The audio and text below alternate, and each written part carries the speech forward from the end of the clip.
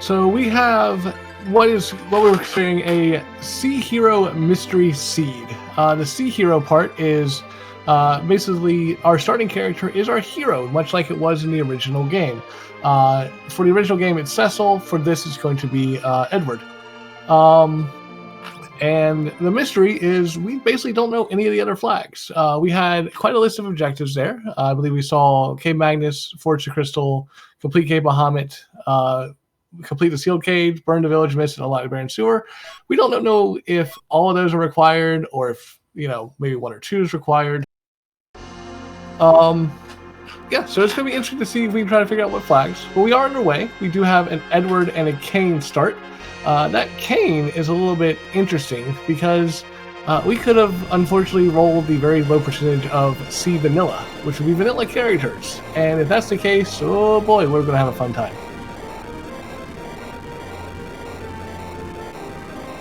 So yeah, we are launching the Enterprise, which is the standard opening for free Enterprise. You start with the Enterprise, you can go everywhere you want. Humping Way is going to tell us what our objectives are. Just say we had to complete some of them or all of them, we don't know, to get the crystal. And we are off. Looks like Dr. Cossack is going to head up to Troya Castle first. We're going to check and see if Bedward is going to give us an item or if we are on a demist hunt. But to point out something that we got at the very beginning, we got two random kits. We've got the Eblin kit, I believe, which was a Ice Brand and a Blizzard Spear.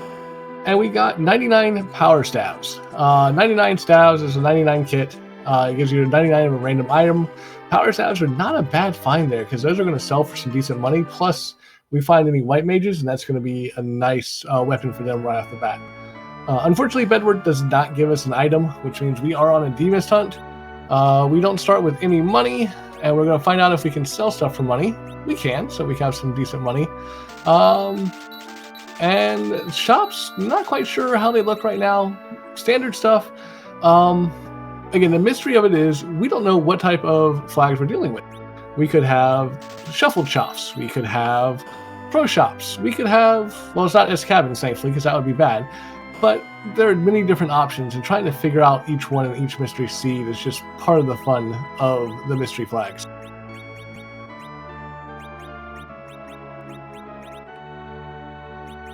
As you see, Dr. Cossack buying up a couple things, sell some more of those power staves, bought 5 iron rings, which you would say, why would you want iron rings? Well, one of the flags that looks like got turned on for this one is Sea Nakey, which is basically everyone starts with a single piece of weaponry gear and nothing else. So no armor, no hats, no rings. Buying 5 iron rings now means that when we get to the Twin Harp cutscene, we can equip those iron rings and basically skip that first part of the fight, which is a very, very great time save. But in the meantime, Dr. Cossack is going to go through, he's going to kind of go on a looting path here. We want to get as much items as we can for this early game, especially for when we go for deals, because there'll be a little cutscene up there, and Edward's not the best to do that alone. You might ask, why is he alone? Well, that's where the hero comes in. Again, Sea Hero means that your starting character, as I said, is your hero. That means that Edward has to face the trials of ordeals alone. And Edward is already a squishy character. He doesn't do much by himself at all. But the more we can find J items and equipment for him, the better off it'll be.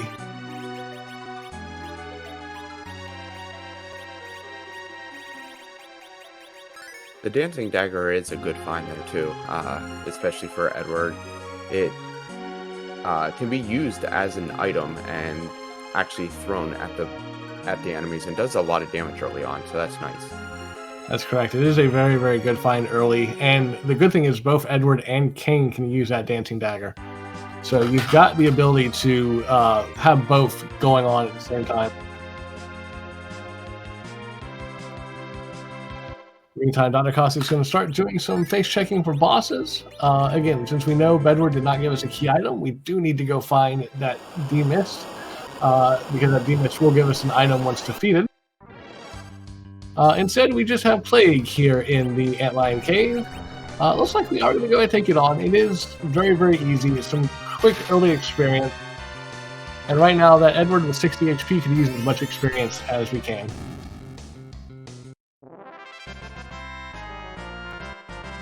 And you see Edward gains 2 levels off just the very first boss fight. And away we go. More than likely, our next stop is going to be the waterfall to check the boss there.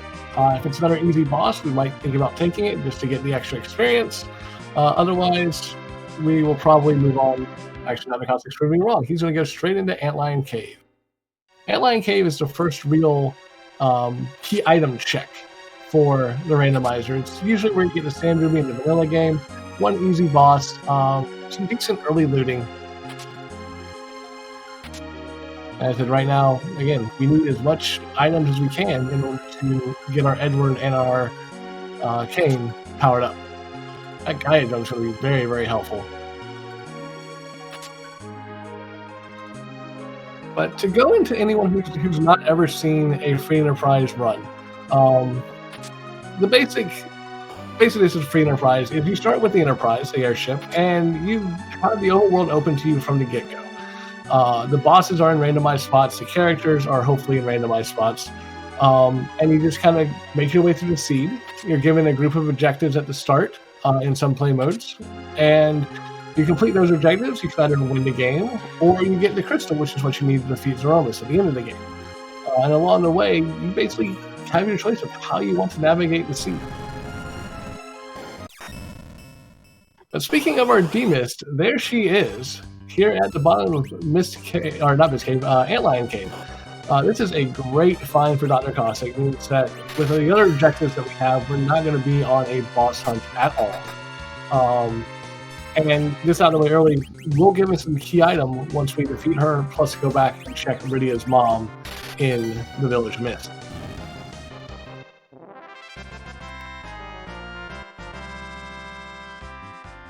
But Dr. Cossack making great use of the items he has. Picks up a pan. A pan is a very good item. It means that once we go underground, we can head straight to Stealth Cave, and we can bonk Yang on the head, try to wake him up with the pan. He'll unfortunately be tired and go back to sleep, but the Stilts will hopefully give us an item, maybe even a key item. And then we can go from there and go up to Sheila and give it all off, get the pan back to her. She'll give us another key item. I'll answer your question, chat. There are no random encounters. It is a toggleable flag, one that I'm not even sure is actually on. We might actually have a no encounters on seed. Dr. Cossack has not hopped into that menu to check, so it's entirely possible that we can't turn on random encounters. And if that's the case, yes, we'd have to do leveling through boss encounters here on the Earth and on the Moon.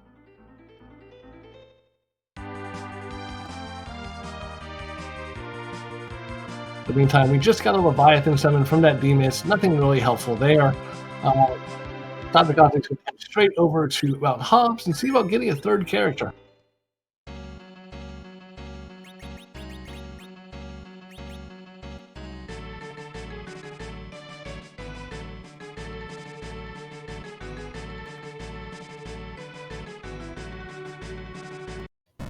And boy, oh boy, is that a character we like to see. That is the Lunarian himself, Fusoya. Opens up, does not have vanilla Fu on, which is a little sad. But still, Fusoya is definitely someone you want to see early game. Tells me that C Relaxed is the character flag. The only way you can get Fusoya this early. Normally he's a gated character behind another key item. But Dr. Cossack will definitely take him right here and run with him. CPU, not too bad of a fight here, except when he does that. 199 coming out. I think it's like the end of our party. Yeah, this is going to be an unfortunate wipe here. We're going to have to come back and try this again. But while we're reclimbing this mountain, if there's any donations or incentives you'd like to read out, now is a perfect time. No donations right now, but I do want to remind everyone, just because we are closing in on the final hour, there are special prizes that are available each day, and all you need to do is type !prizes. There will be a link there. just go to that link, go to the very bottom, and there will be a entry button. Just go ahead and click that. No donation is necessary. All we ask is for you to put the word out about this great cause for No Kid Hungry. Dr. Cossack gets through the second time, picks up 3 new spells for Fusoya. One thing with the Fusoya flag, again, he doesn't start with his full spell suite, he starts with a handful of spells, gains 100 HP and 3 spells every boss you defeat. So we're going to try to get as much boss spots done as quickly as possible, get Fusoya online as quickly as we can. To answer your question in chat, which characters are considered ideal at the start? It depends on your playstyle and what you're facing. Fusoya and Edge are the 2 that most people would love to see. Although with Makion, Edge gets a little bit less of a boost because he doesn't come with his full equipment. He'll come with just a random piece of equipment. Sometimes it's a Charm Claw, which is very, very bad. But depending on what you're facing and what's going on, different characters can be helpful for different fights.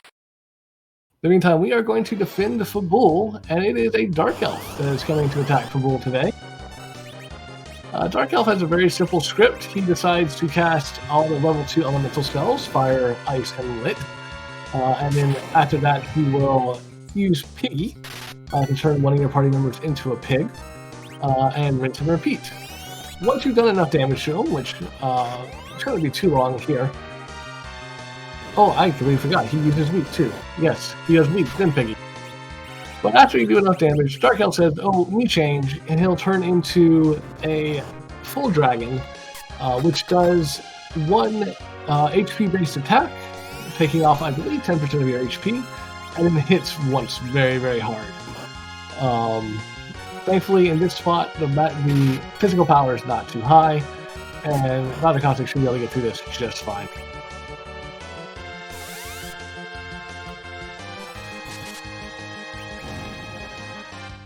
And down goes the Dark Elf, and we'll find out what the King of Fabul has for us today.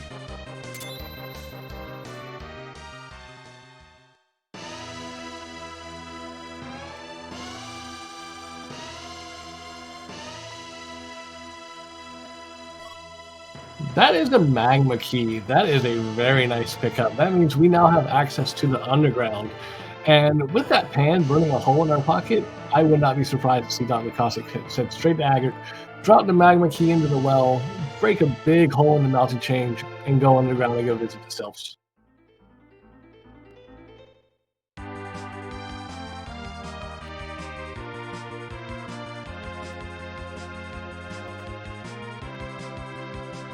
Okay, while Cossack is getting ready to head underground, I do have a few donations here now. We have 3 different $20 donations. One is by Foolish One 9K2. Another one by Vincent V85 saying, nice run coming from working.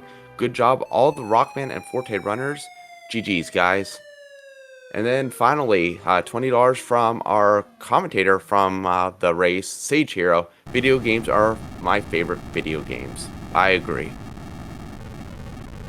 Video games are nice, and it's especially nice to be able to play them to benefit a great charity in No Kid Hungry.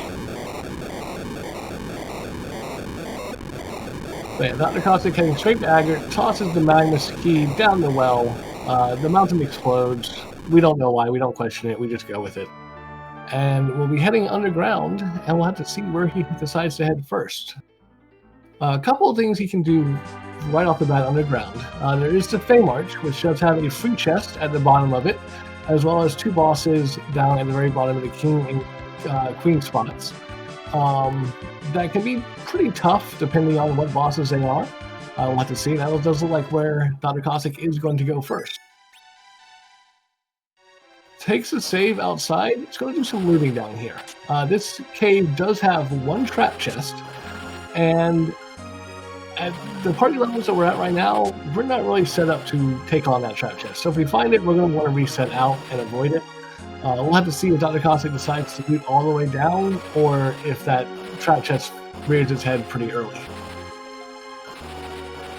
It's also hard to see on the stream right now, but every time that Dr. Cossack travels over one of those red blinking lights on the ground, he is losing HP. So that is why he saved outside, because this trap chest will put him into battle at 1 HP.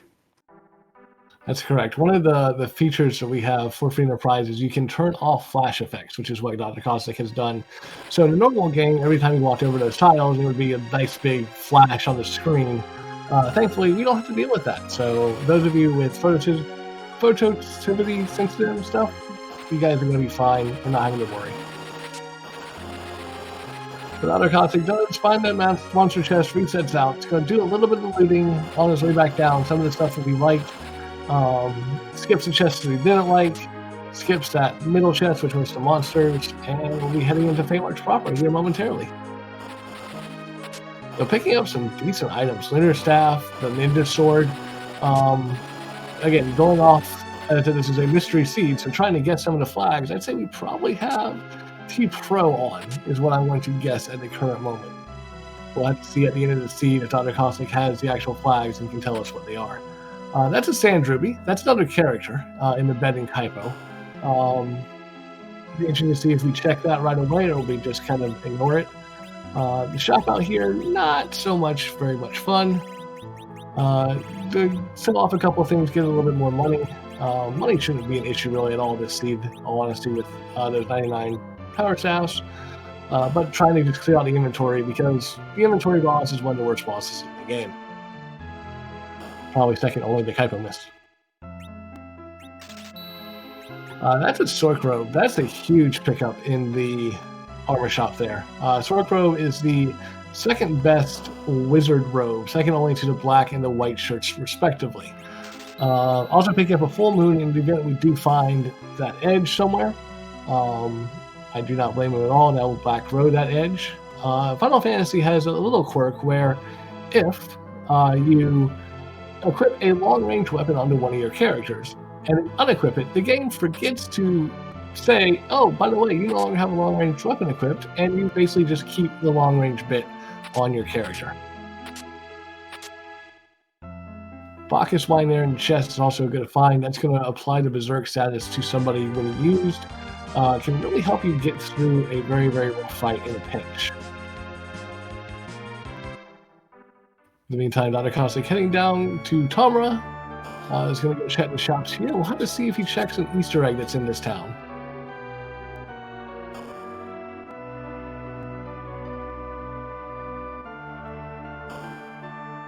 Is first going to check the weapon and armor shops. Light Sword, making me think more that these might be S Wild than anything else. Some of these items I've seen don't normally appear in shops, so could be a better shop tier than normal.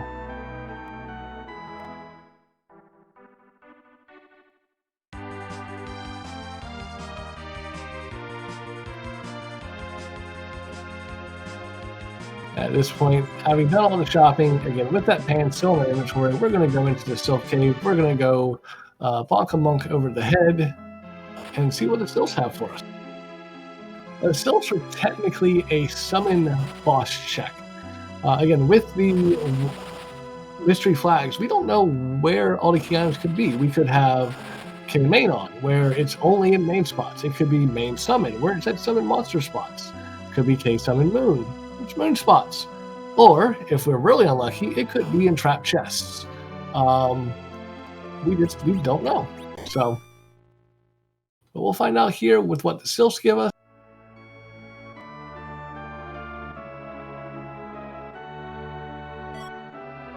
That's an Avenger. That is huge for that cane.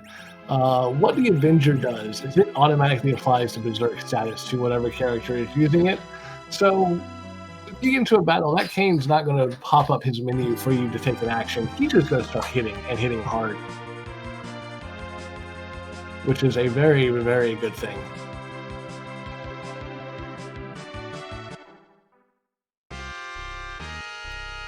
Meantime, Dr. Cossack's going to go visit the Dwarven Pot. Dwarven Pot gives you a full heal of your MP and HP, so you're nice and healed up for wherever you decide to go next. In this case, I do believe you're going to be heading back to Fabul and going to visit Sheila. after we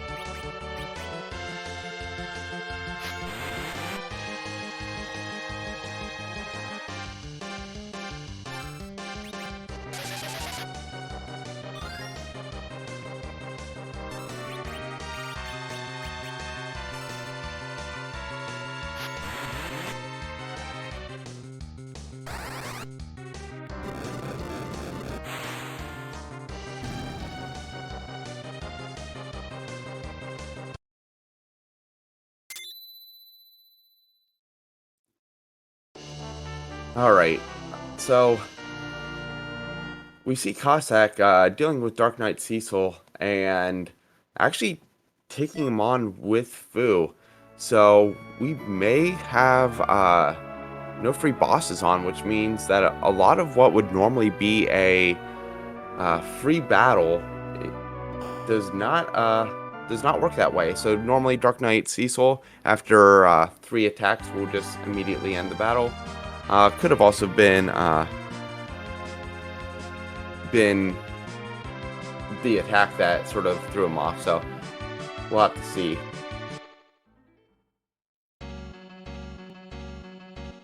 And we will get Gambit back in here shortly. But we do have Dr. Cossack running up Mount Ordeals. Now, as we stated earlier, this is C Hero. So typically in Free Enterprise, at the top of Ordeals, you'll have your entire party fight all 3 battles together. There's a front attack, a back attack, which would normally be Mylon Z, and then the battle with the Dark Knight in the mirror. In the vanilla game, that mirror battle is, well, Cecil versus Dark Knight Cecil. And, well, your hero gets to do it by themselves, so it is going to be Edward versus whatever boss is there. But first we have 2 other battles to face beforehand, so we'll get to see what those are once Cossack finishes setting up his party.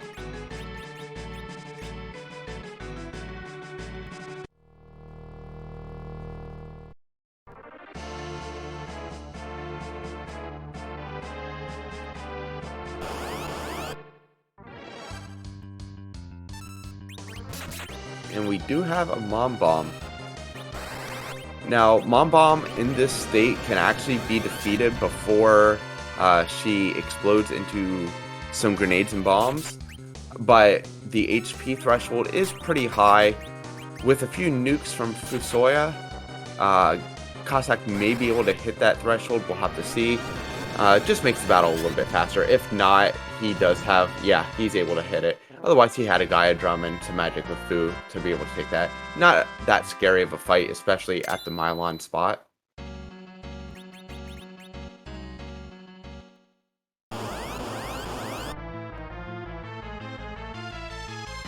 And, great. We get to sit around a little bit because we have the Alt Gauntlet. This is one of my favorite spots to see Gauntlet. Sorry about that, guys. I disappeared for a second. The Alt Gauntlet is a brainchild of one of our community members, like Charles, where instead of having the standard Gauntlet that you find in Fabul, Instead, you pull 5 fights from the enemies in the surrounding area. What makes the back attack gauntlet so much fun is you're getting zombies and revenants and souls, and because it's a back attack, they get their first strike on you. And there's usually anywhere between 5 to 7 enemies on screen. So yeah, this is going to take a while.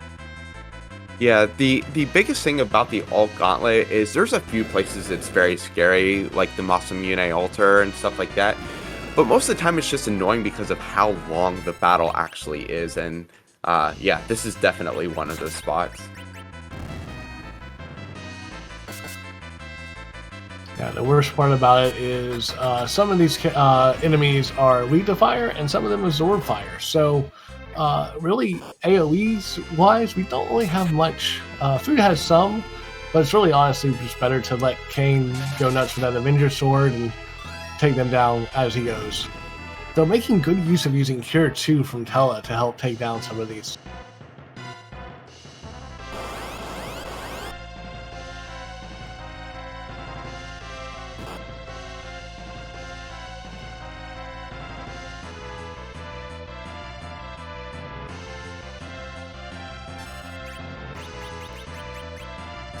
As you see, pulling out the J items, we're going to have the Firebomb.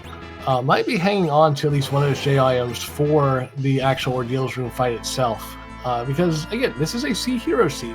Edward was our starting character. He is our hero, which means he is going to face the Ordeals trial all alone. This is my personal favorite formation that you fight on Mount Ordeals. In vanilla, the most dreaded encounter to actually get.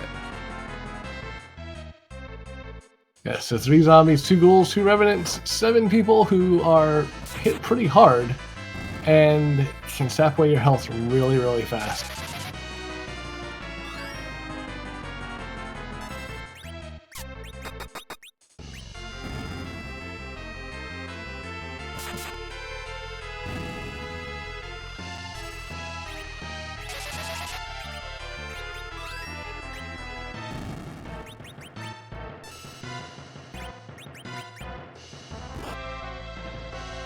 But thankfully, making very good use of those cure spells. Gets down, only 1 ghoul left. Fu is going to smack it with the Lunar Staff. Gets to the fight, and I believe we still have 1 more fight, I believe. Yep, the Lilith and 2 red bones. This is another fight that you can take advantage of the fact that these enemies are all undead and use curative spells on them. Or just let Kane go slash and be done with this.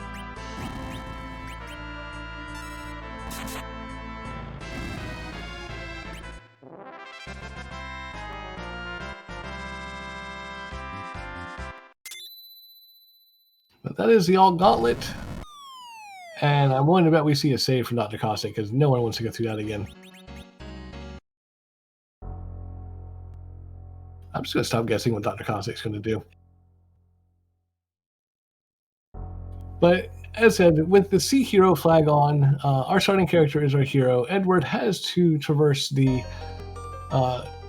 Ordeals Room all alone. He's going to get a key item from here. It is a Darkness Crystal. That is a nice key item to find up here.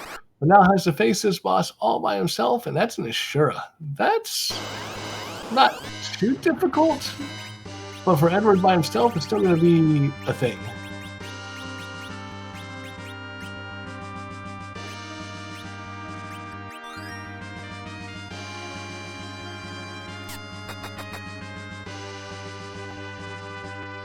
The surest thing is she does not attack you straight out.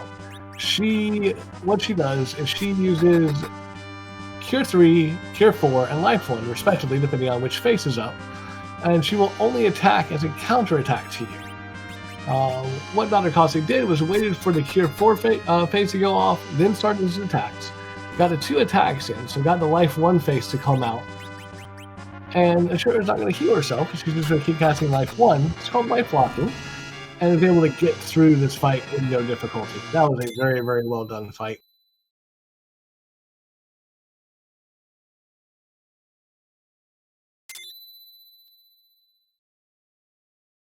You could say it was almost kind of vanilla strats using the dancing dagger in that fight.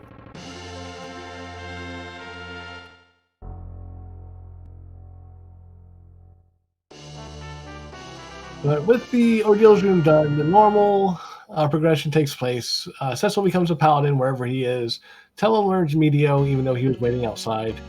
And everything is all hunky-dory. We are going to head back down the mountain, and we'll see where we decide to go next.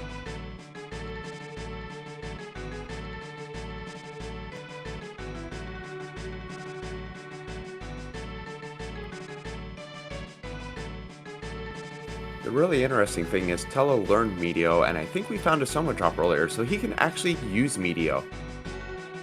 We did. I don't know if Dr. Cossack used the Soma drop on that Tella. Might have used it on the food to get an extra nuke cast as opposed to Tella for 100 MP, because nuke much better than a Tella Medio. Oh, absolutely. Though if you really want to mean it up, we just use the Soma drop on Kane, because hashtag give Kane MP. One of the many memes of the community. I mean, there's always benefits to giving Kane MP because you can always then sap the MP from him with one of your other characters. Exactly.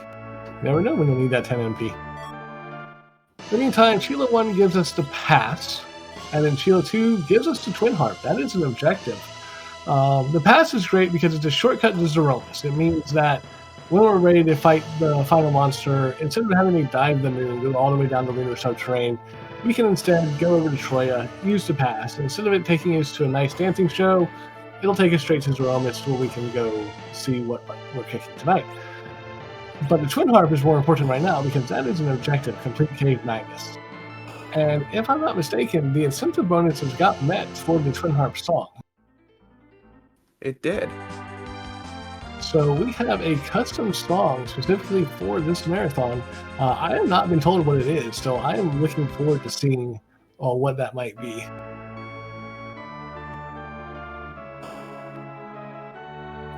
The amount of work that they put into these Twin Harp songs and the custom Zeromus sprites, which I'm sure you'll get to later, is just astounding. And one of my favorite things about the community is the customization of those two flags. Twin Harp song is usually done by our resident music director, Calamity. Also, Boardface and Scala have done some, as well as a couple of our community members. I know Xenocat has contributed a few songs as well. And then for Z Sprites, when we get there, there's a lot of different ones. That's a Cecil for that Sand Ruby. That is someone we are definitely going to pick up. Cecil is Cecil. I mean, there's no introduction. You don't need to know. He is the powerhouse of the team. If we can find a decent sword for him, an X-Cal, a crystal sword, Cecil Goes Burr solves a lot of problems in one of these seeds. And starting with a Drain Sword is nice too, because that means, hey, we have some agility manipulation on him if we need it. But with Sea Hero on, not really going to be something you need to worry about, because, as I said, Edwards are agility. Not going to have to worry about agility manipulation.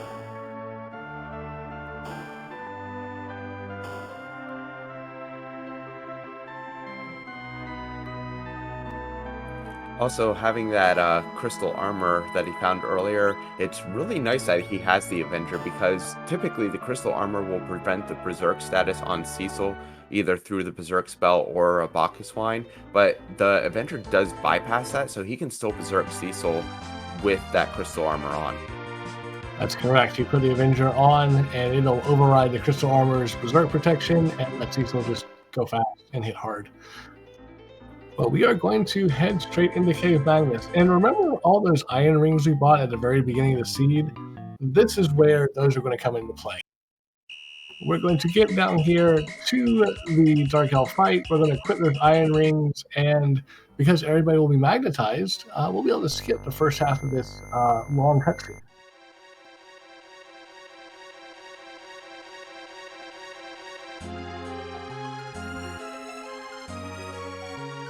But while we're making our way down there, if there's any new donations or anything you want to plug, now would probably be a very good time. No donations right now, but just a reminder that this is for No Kid Hungry, so definitely get your donations out there. No Kid Hungry does provide meals for children in need, as well as supporting food banks and community groups, which is especially important coming out of this pandemic that we just went through. Giving meals to those kids is extremely important.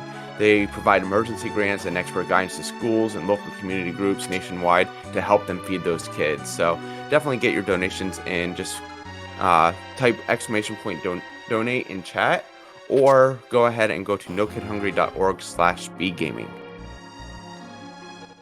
Dr. Cossack, getting into the Dark Elf fight, did not equip the iron rings. No worry though, we've got food, we've got stone. We should be able to get through this pretty quick. To answer your question in chat, these are mystery flags. Right now, we know for a fact it's a C0 seed. We know Seed Nephew is on.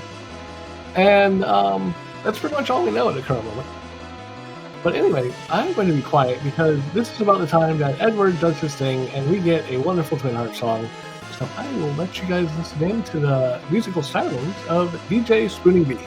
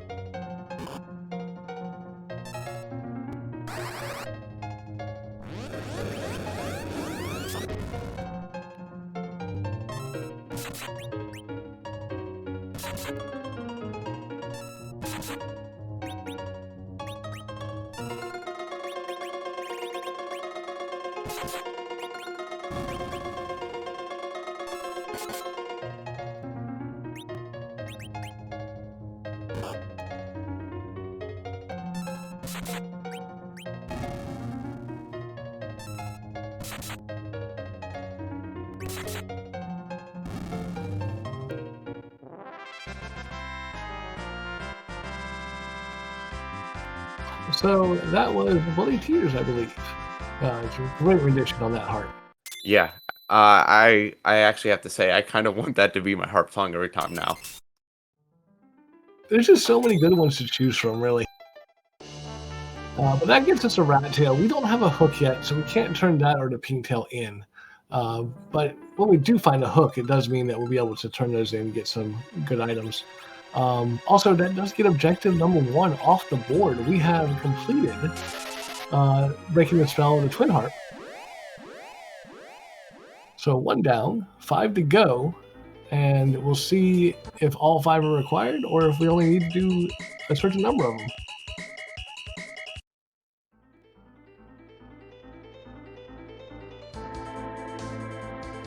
It's going to be interesting to see where Dr. Cossack decides to go next.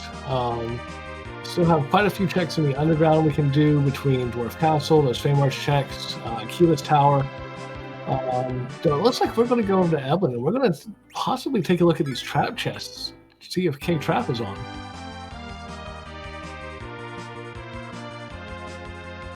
Or we're going to just make a safety save down there and go do a different check.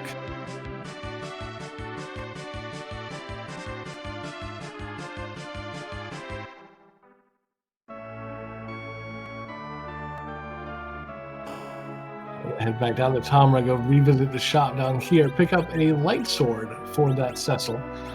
Do some selling off. We do have a pretty full inventory, quite a few things we don't need, such as that black sword, the hand axe, a couple of the other things. Get some money and just buy one of those light swords. Pretty good weapon for that Cecil. See 109 attack damage.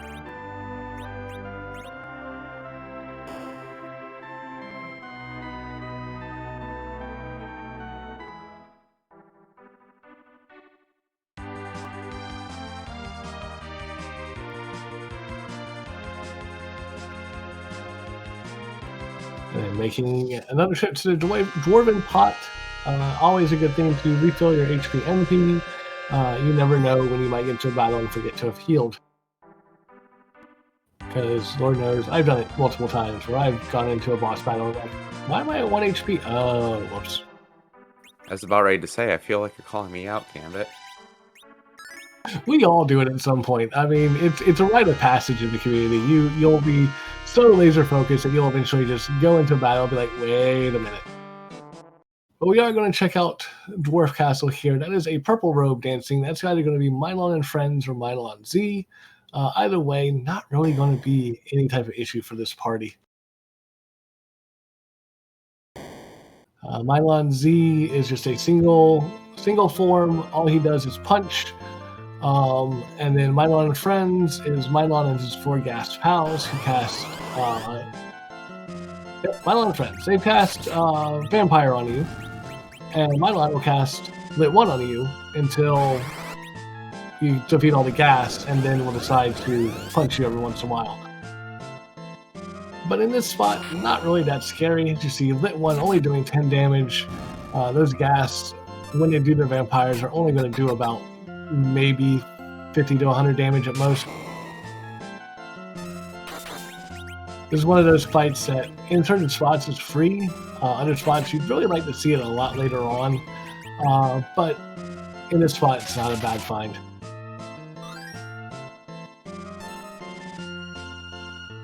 You see Mylon telling his children to go even though his children have already left him.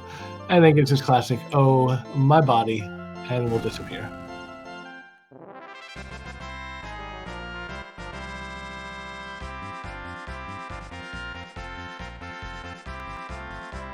So one good thing about Dwarf Castle is in addition to the 2 bosses here, it's also a character check. So we will see what character is hiding out here, and if Dr. Cossack decides to take it. Meanwhile, the second boss is Yang. This is actually completely free. And that's Iridia. I don't think we take Iridia. No, we don't take Iridia here. But Yang is completely free for 2 reasons. 1, this is a very low HP spot.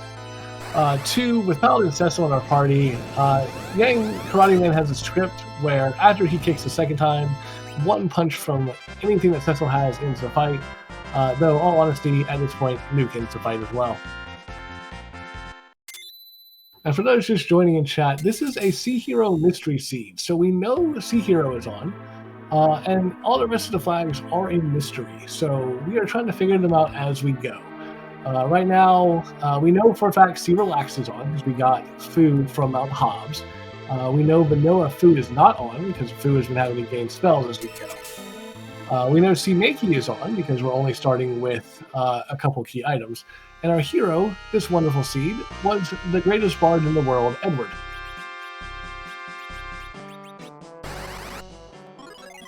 Dr. Cossack is going to see if the warp glitch is on. It is not. Warp glitch is a wonderful glitch which will let you warp into Sealed Cave, take that item, and then come get this item when it's on. Unfortunately, it is not on the seed, which means the only way to get the Luca item is to go into Luca Cave.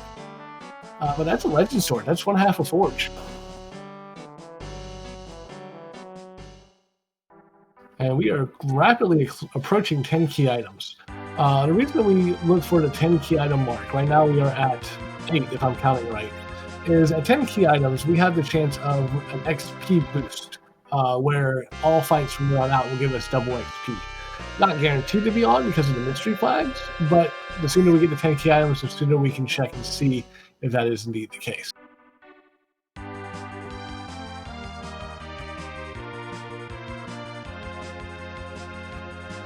In the meantime, it looks like it is time for everyone's favorite keyless tower. The Tower of Babel has 1 boss at the very top and then a boss in the super cannon room that you need a tower key for. A lot of runners like to wait until you have the tower key before climbing this tower. But sometimes you've got to go without the key, which is exactly what Dr. Cossack is currently doing.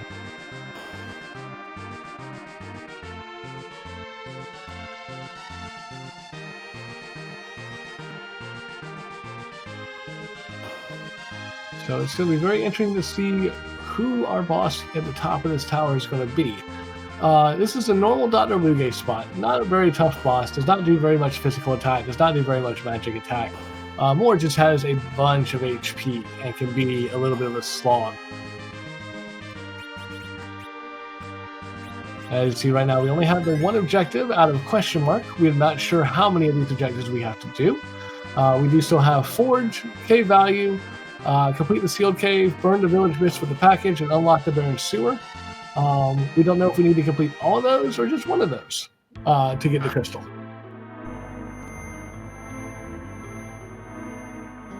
We also have a lunar boss. Sorry, go ahead.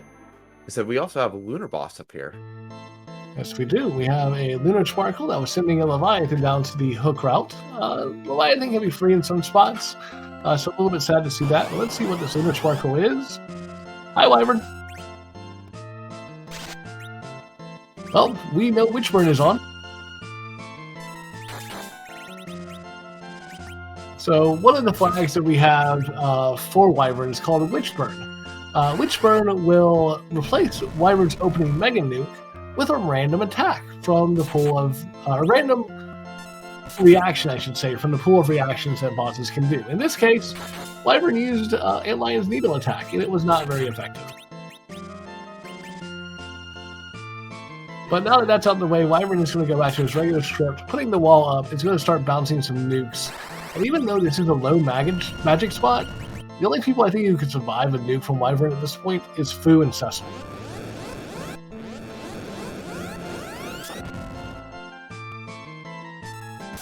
So close, Tella. But Wyvern can also take out the characters that we care least about. Very, very true. Yeah, Tella was only 1,200 hit points away from surviving that. And of course, there goes the Edward, but that's fine. There goes the Wyvern. We're through. Again, the one fun thing about Sea Hero is even though Edward is down to 4, he will still get levels because your hero will always get levels. And that's a vanilla tower key. That's what you love to see as a runner. Also, the lovely, lovely irony of getting Berserk after a battle where Berserk would actually be kind of nice to have. Very, very true, but Berserk is one of those spells, along with Nuke and some other ones, that usually are buried down at the bottom of a few spells list. Having Nuke this early was a great thing, but now at this point, Berserk, we're going to use that as often as we can, probably for a lot of stuff. And that's a vanilla Dark Imps. We've got double vanilla here in this tower tonight.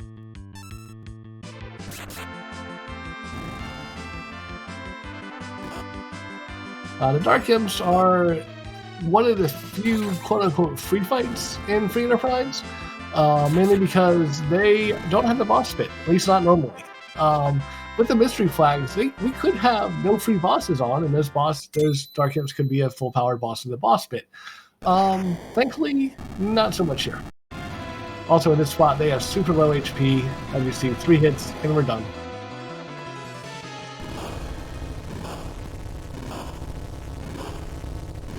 Yeah, the vanilla Dark Imp spot is one that you really don't like to see free battles end up at because it's such an easy spot. You want to see things like Ogopogo? Inazo or Ogopogo or someone there that is a real nuisance elsewhere. I don't know, my personal favorites are Gauntlet or Golbez there just because they're so annoying. Or Water Hag. Water Hag there is kind of funny too.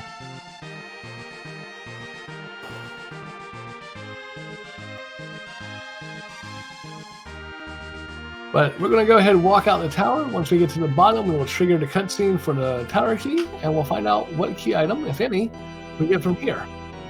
I will say, judging by the number of key items we have, and we have not gone to the moon yet, it is looking like a pretty distinct possibility that K-Main might be on. Also, welcome on in, everyone from the Free Enterprise channel. We are here doing a Sea Hero Mystery Seed. That's a vanilla. This is 3 scoops of vanilla in this tower. I want to meme it up and say, Dathis, did you come in with this raid? Is that what's going on here?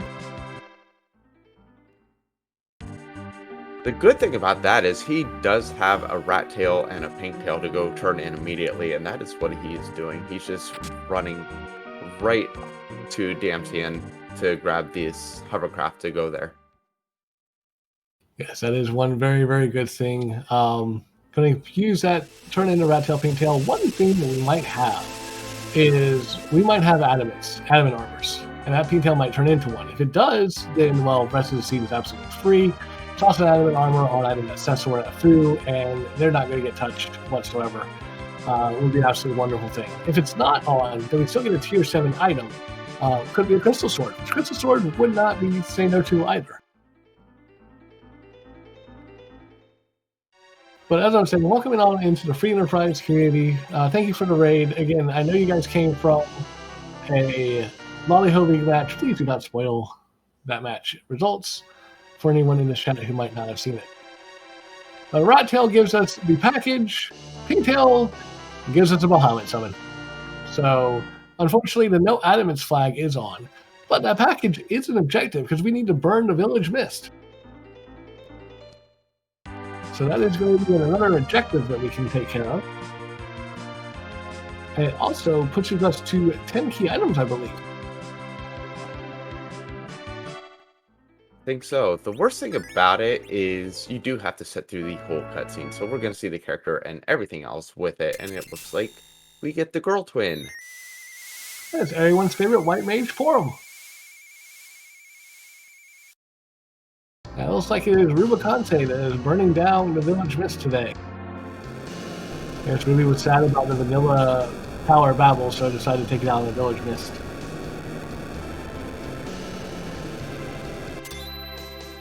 But the good news is that we don't need to actually recruit the character to get that objective. That objective finishes as soon as the flames stop. So it is done on the table. We don't have to go to Kaipo if we don't want to at this point.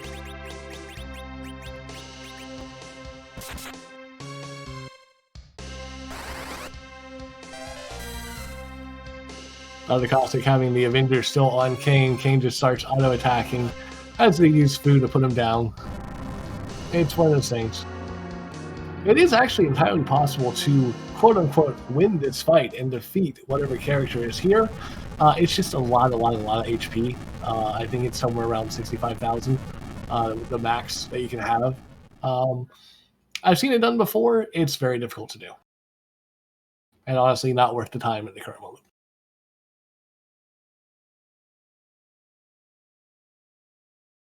But Titan comes out, destroys the mountain range. We pick up our Porum. We exit the mountain. The Enterprise is sitting here right here for us. And it looks like we are going to go ahead and go through with this cutscene just to go all the way. Maybe Dr. Cossack wants the Porum, because again, we have not seen a white mage yet. So Porum could be our white mage this seed.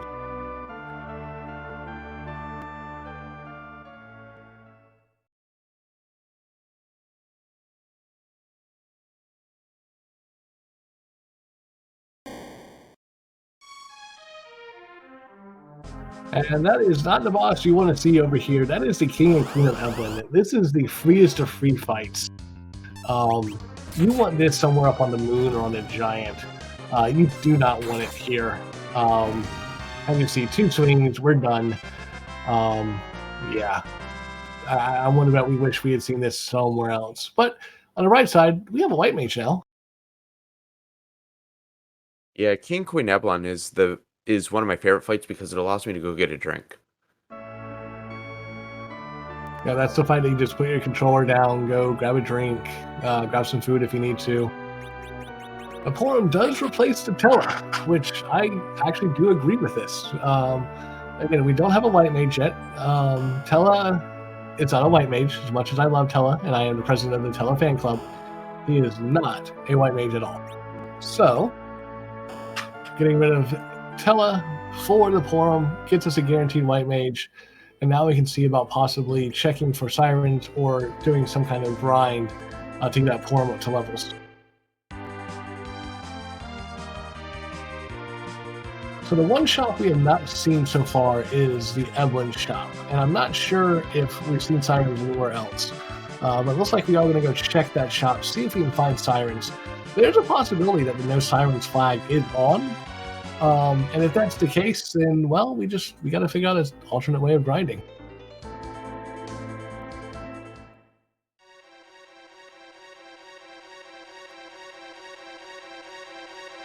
It'll be interesting to see if Dr. Cossack decides to check the character down here as well. Could have a duplicate character, could have a Rosa.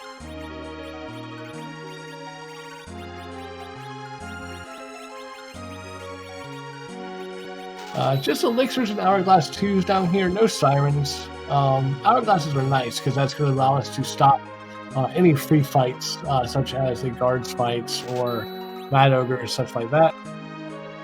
Picks up a black robe as well for our food.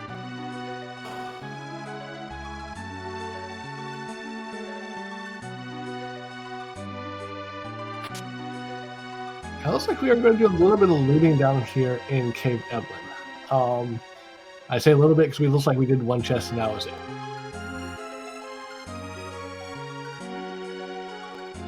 But it is going to go down here, check the character. If it's not a character we want, we will probably end up resetting out or possibly just casting exit.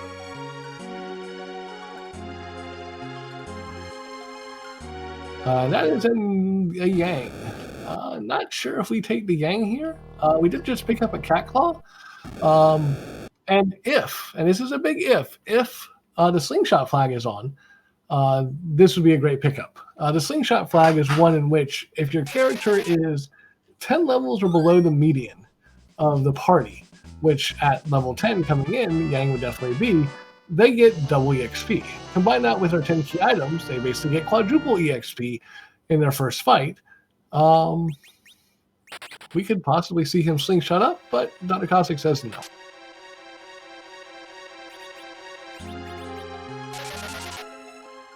And while we're exiting out, we do have 2 more $20 donations. One from Anonymous saying for a bloody great rendition of Bloody Tears. And then we have another 20 from Justin saying thank you. No, thank you, Justin. Yes, thank you everyone for your donations. Yeah, this is a very, very good cause, and I'm so glad to see all those donations.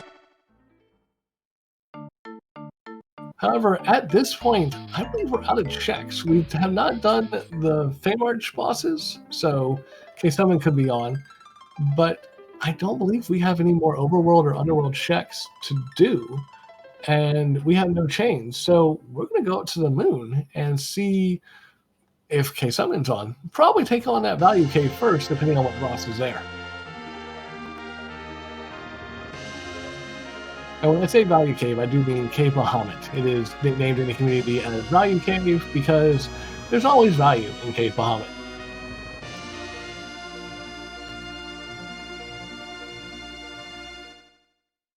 But in the meantime, we are raising the Lunar Whale, and we'll be heading up to possibly the moon shortly. Could do something different, we'll have to see.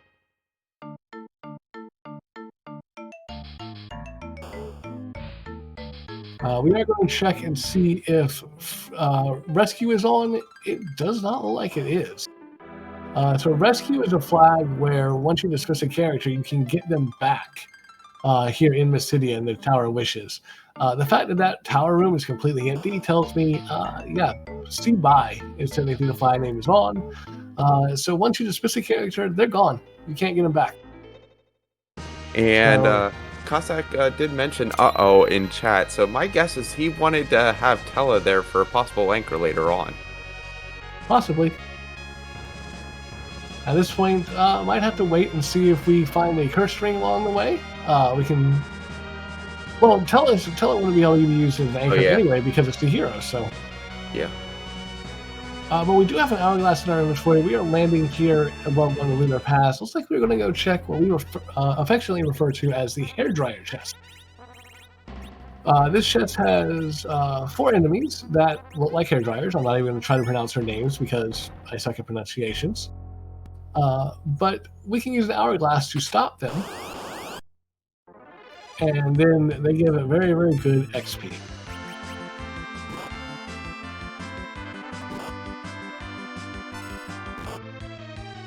Unfortunately, they do hit rather hard, So now we're just waiting.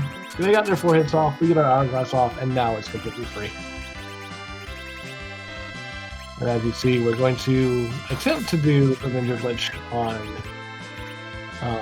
Cecil, but it did not let us. Yeah, Cecil still having his shield on. Cossack may have just said, you know what, I'll just put it back on Pain and go that way.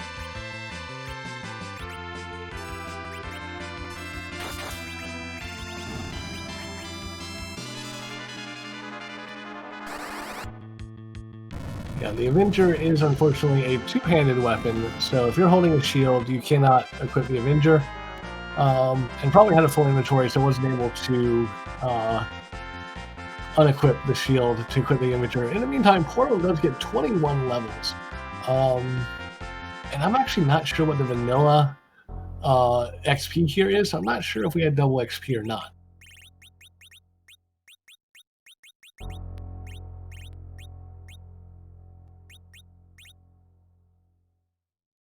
But 21 levels does get Porum up to level 31. It gets her all the basic spells you need. Cure 2, might even got it up to Cure 3.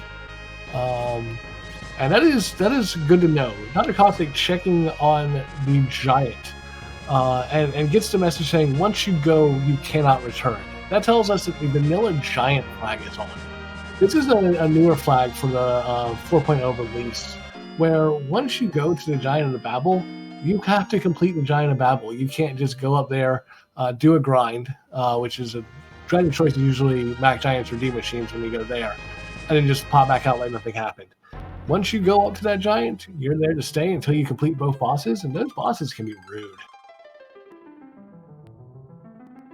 Absolutely. But with that, we are hitting midnight, so it is going to be time for me to take off for the night. I'm turning you over to the great hands of Palmy to take you through the rest of our FF4 stuff. So thank you everyone for having me, and Gambit, enjoy the rest of the seed. I will be watching as I get ready for bed. Thank you all. Thank you very much, Crimson, and I'll take it over from here. Oh, sorry, Gambit. It's okay. Don't worry about it. You can always interrupt me for stuff going on. I do not mind at all. But we do find a Rosa up here on the moon and have instant regrets because we would have liked to have that Rosa and then done our grind. Since we did the grind with Porum, we kind of are committed to taking Porum now, which is not what we would necessarily want. Bach is up here on the moon. That means we have not seen sirens. I don't think we have sirens in this seed, which means we've got to figure out how we want to level. The good news is we have all these moon bosses here. These moon bosses give a lot of XP. We could just go ahead and grind moon bosses to our heart's content.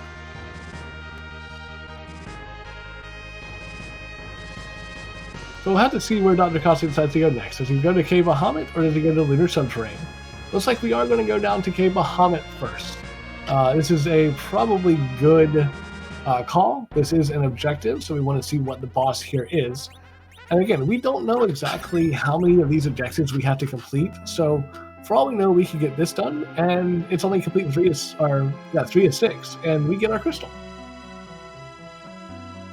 And the one unfortunate thing here is this is considered a summon monster check, not a moon check.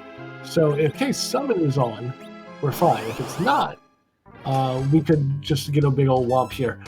But Dr. Cossack is going to take on the behemoths here. This is a very interesting play. Turning on encounters to get the behemoth trap tile as it comes out. And it's going to take on the behemoths for EXP. When you don't have sirens, this is definitely a grind that you can do.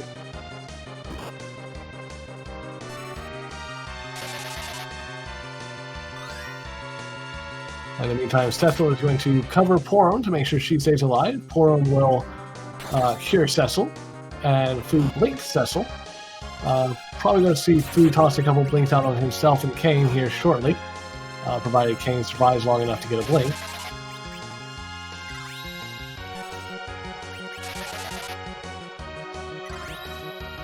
Now, the blink spell, what it does is it basically renders you immune to physical attacks. So that behemoth is going to counter every hit you make, and with the blink up, he's not going to be able to hit anybody.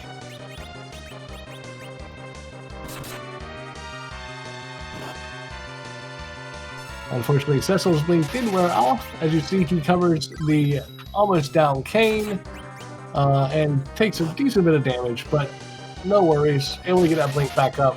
I'm going to give Cecil some Cure 2 action just to get some more HP, and that behemoth is done.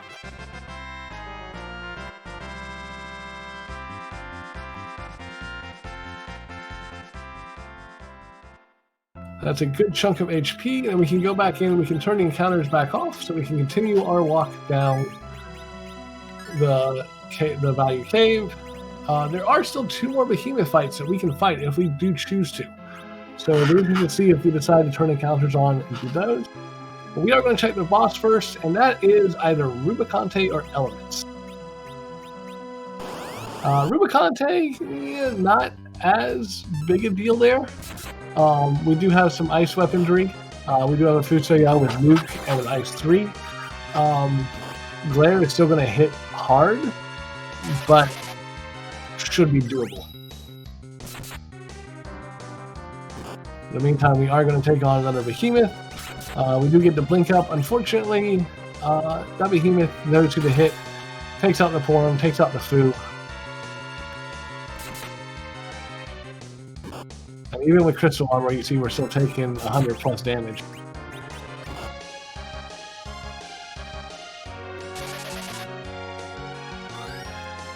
In the meantime, if there's any donations that have come in or any incentives that are coming up that you need to read off, now would probably be a very good time.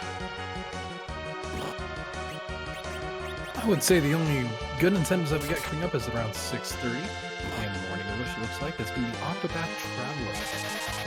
And currently no extra donations, so if you guys want to have your awesome messages read for a great cause, go ahead and throw in those donations here below.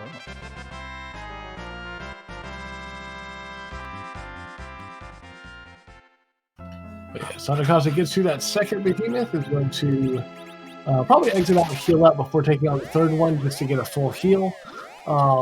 Might decide to wait on this Rubicante. While it would be an easy-ish fight, it's still not a fun fight, so would not be surprised to see him fade this for a little bit, go do some of the Lunar Subterrane looking for that Luca key, that Baron key, or the Adamant.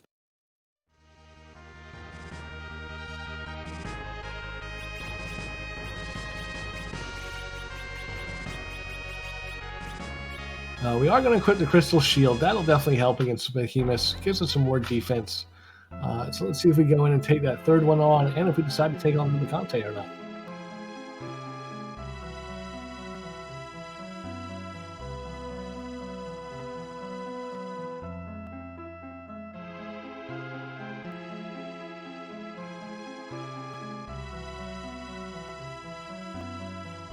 Looks like we are not going to take on that last Behemoth tile, but we are going to take a look at that Rubicante.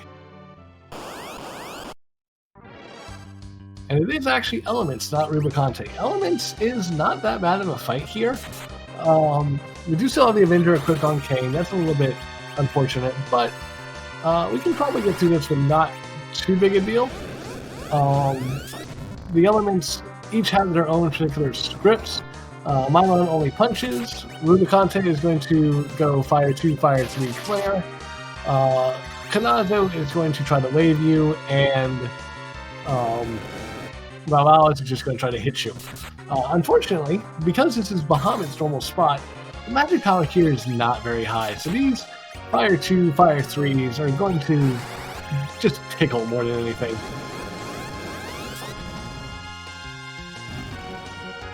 And we actually managed to get the skip of the second phase, doing enough damage to take Rubicante off before we move on to the Kanazo stage. That is an objective out of the way, and a White Sphere. White Sphere is great for the Kane that we have, but it's not a key item, which makes me think that summon bosses might not actually be on it.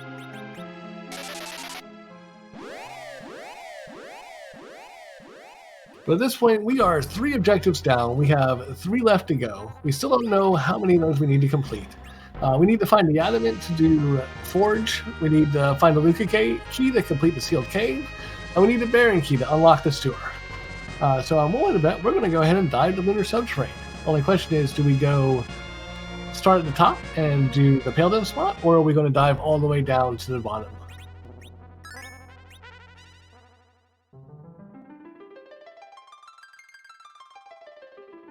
We'll have that answer very shortly as soon as we walk around all the crystals. It's too bad we can't just snag one of these crystals and say, hey, I got it, and go fight Zeromus. To answer your question in chat, Tella's stats do still go down when he's leveled. The only stat that doesn't is his agility. His agility still goes up, but all the rest of his stats still get worse as he levels.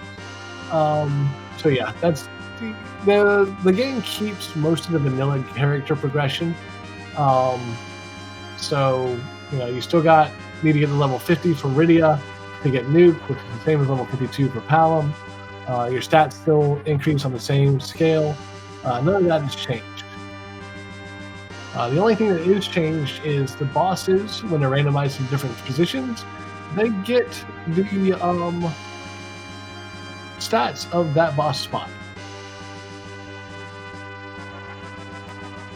And drcossack is actually tracking for himself, so I don't know if that part of the screen just froze or what's going on. I can tell you that, again, the only change right now is no Tella, add Porum, and we do have a package. And I'll be able to kind of keep everybody up to date as we find stuff going.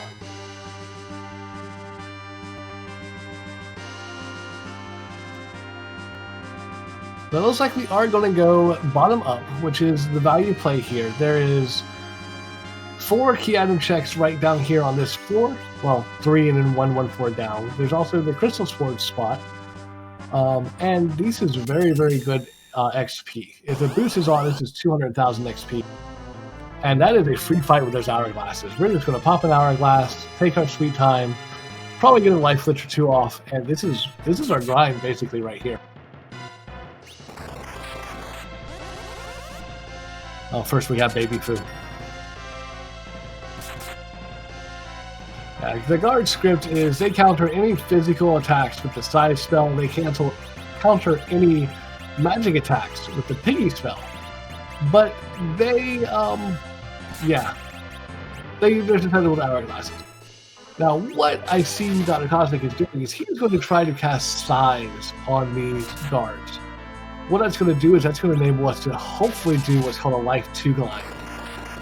The size guards, they're great and all, but they only hit for 1 damage when they attack you. And if we cast Life 2 on them, they'll come back at full health instead of a standard life glitch, which when they die, you do a life glitch, they come back and die immediately. So you can actually grind as many as you want on these. So that doesn't like what we are setting up for. It's attempt to do a Life 2 grind on one of these guards. Yep, there's the guard now. We've got a Life 2 cast. Now we just gotta hope that the Life 2 comes out before. Yep, Life 2 comes out before Kane kills the other one. So there goes the other one. We had 1 hit left, but we are going to get 3 guards for the price of 2 here. Unfortunately, it is still, even though it's small, it's no longer hourglass. It's not needed, so it's going to still cast size. And poor Kane, trying to use it with injury, only does 30 damage, but hey, get yourself back to big size, we're fine.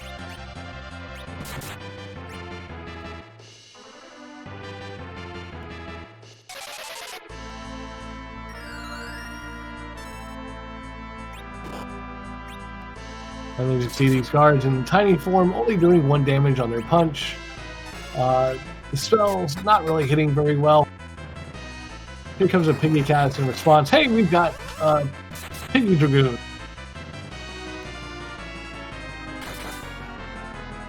And the good thing is the Crystal Shield, Crystal Armor Cecil is wearing does prevent some of the status. We do have a small Porum now, so yeah.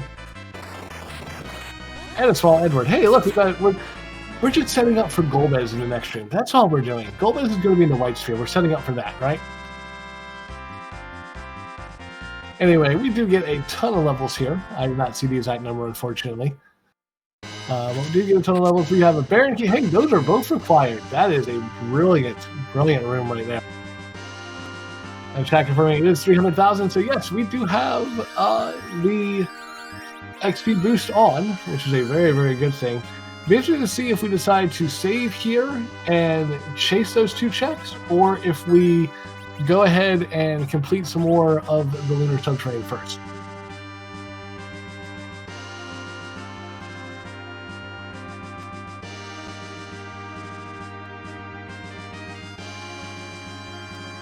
Looks like we are going to head down to the Ogopogo spot. The Ogopogo spot's the other big EXP getter down here on this moon.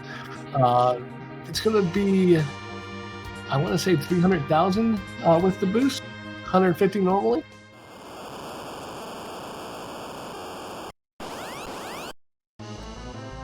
And we find Odin. Odin is interesting here. So Odin basically is going to hit 3 times and then raise his sword for his Azukin attack. Which basically means this is a straight up DPS race. And I'm not sure if we have the firepower to get through this. Especially considering the fact that food has no MP.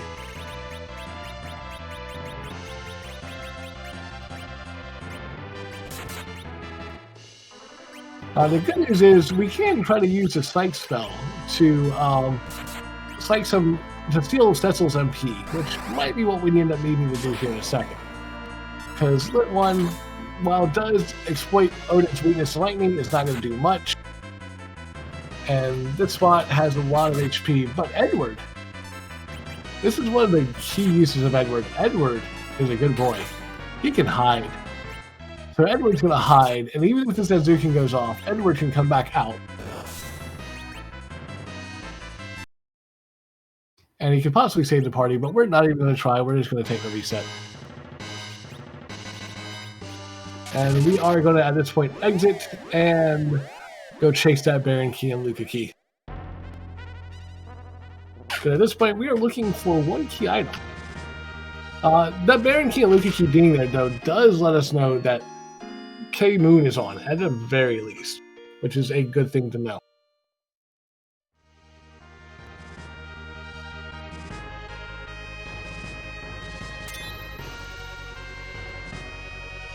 But as we're heading back to the Earth, if there's any donations, now would be a great time.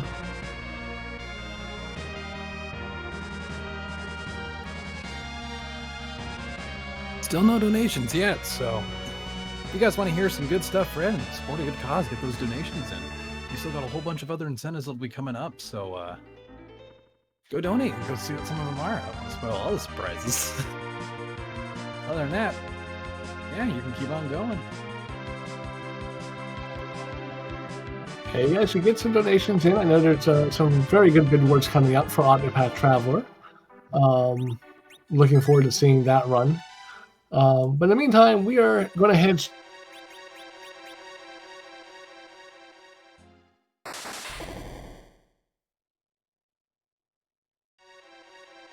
This is one of our objectives, so we're going to go ahead and take care of it, see what we get. And it is just unlock the sealed cave. I thought it was complete.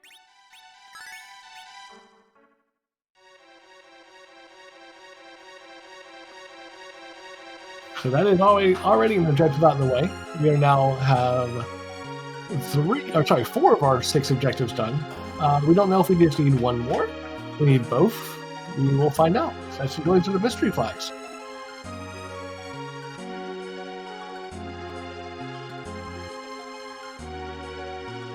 The sealed cave in and of itself isn't a difficult check. It's just a long one.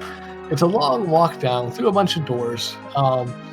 In vanilla, these are trap doors, and you have to fight them on your way through. Thankfully, with the randomizer, we do turn those doors off. With the mystery seed, there is a chance for those doors to be on. Thankfully, they are not. So we can just kind of walk on down, get to the save point, and go check and see what this item is. And if it's a item we need, we will go ahead and walk it out, fight the boss. If it's not an item we need, we will just reset out.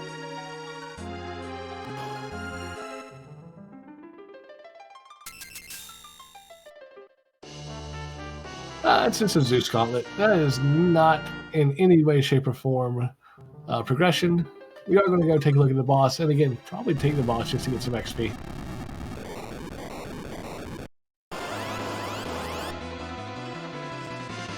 And that is Paladin. Paladin is a very slow fight, and you'll see why right there.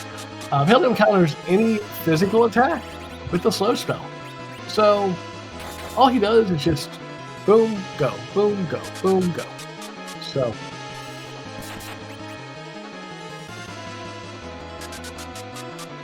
at this point, it's just going to be that Zerk Kane going ham, Cecil adding in some stuff. Fu, unfortunately, does not have anything. Oh no, he'd save. Never mind. We're going to toss some nukes. Because everything is weak to nuke.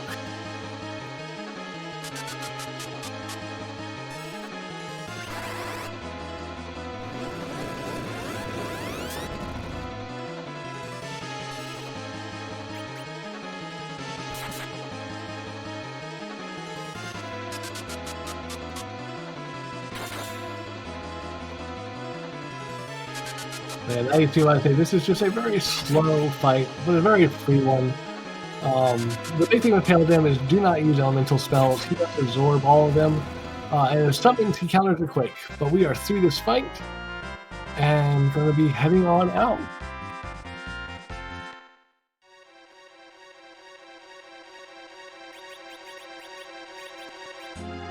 And you see Dr. Cossack is going to flip spots for Cecil and Fu here.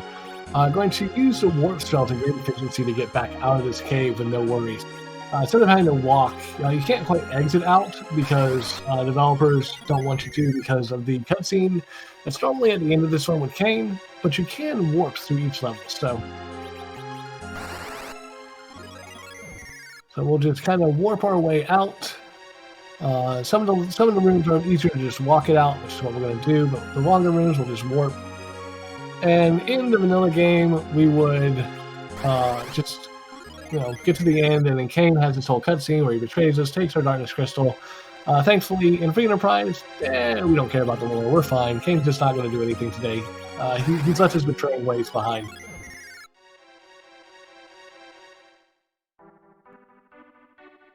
So that is the Seal Cave done. And unfortunately, as I say, it did not give us any type of progression. So this one, it's probably going to be over to Baron, where we're going to go unlock that sewer, which will complete a 5th objective. And then that's 3 bosses, 2 possible key item checks, and 1 character. In the meantime, we are going to check the Baron's shop. The Baron's shop is one of those gated shops. It has some of the best weaponry in the game. That is ninjas and silent staffs. Ninja shirt. Unfortunately, we do not have an edge. I wish we did, because that would be brilliant. But we are going to go ahead and unlock the Baron Sewer. That gets us objective number 5 off the board. And being the fact that we did not get the crystal, all 6 objectives are required. So we do need to find out adamant.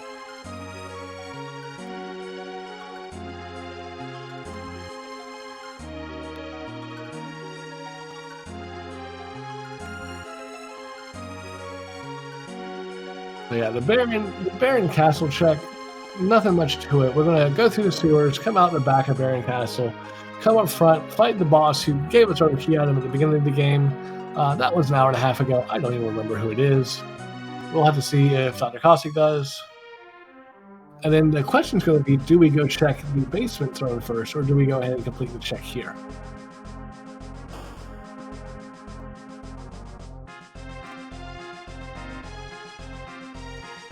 Walking in, it is a vanilla Baigan. We have some more vanilla.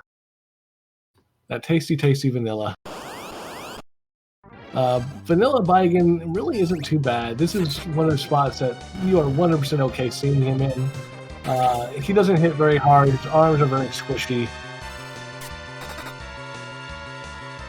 Forum says, I helped.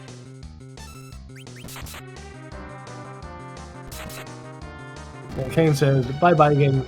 Nice to see you. We're going to go see who's on the throne.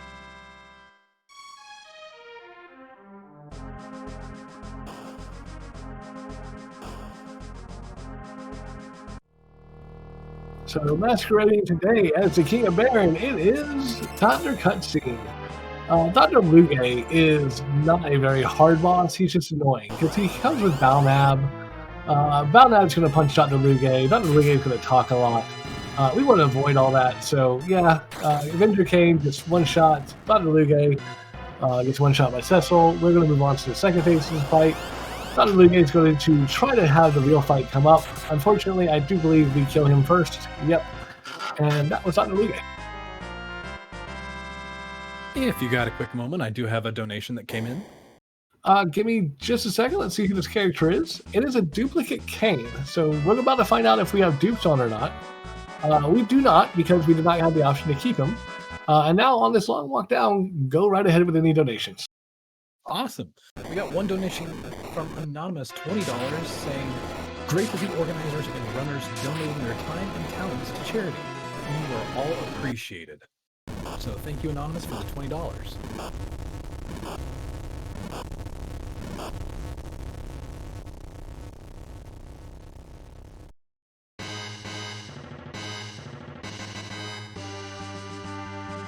Yeah, so that's a normal cutscene there where the twins in the vanilla game will cast stone, turn themselves into stone to save your party. In this one, we just walk out the unlocked door because who locks doors?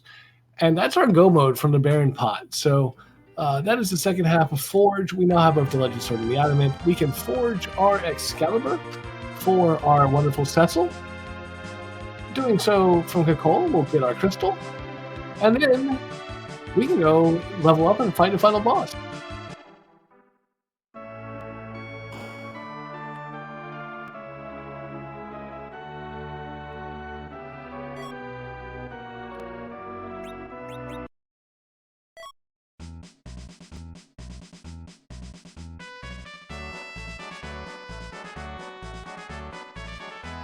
So we turn over the Adamant to Kokol. We are going to check his store real fast. We see a White Spirit, Crystal Ring, Life Staff, and a Murasame. We already have a Crystal's Ring. Life Staffs are great for our two mages. Crystal Rings are also great. They give some good magical protection. We'll see if we pick up a couple of those. The only thing left to find out is this is Classic Forge, or if we do get an Excal.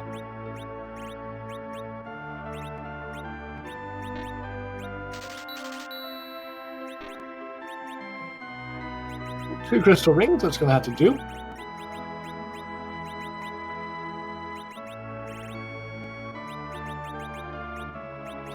Going to go ahead and do some equipping to get set up for the Zeromus fight. Our levels are pretty close to there, about in the 40s and 50s on everybody. And we do have the Requiem Harp for Edward. Now, one thing with Sea Heroes, and I completely forgot, is that Super Smith is on. So we get one of the GBA advanced weapons, in this case, the Requiem Harp for our Edward.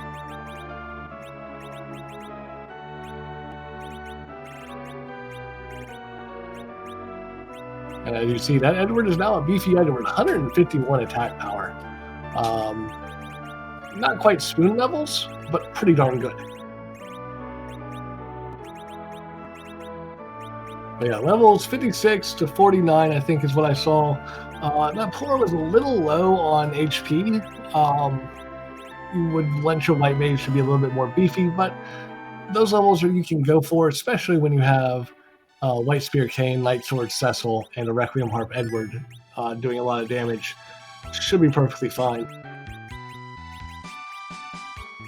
So you're putting the Zeus Gauntlet on the Cecil, the Strength Ring on that Kane. The only question is, do we feel like we need to do any more grinding, or are we Z ready?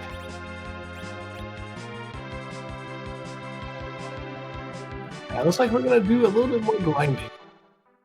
What Dr. Cossack is doing is he is heading down into the sealed cave. One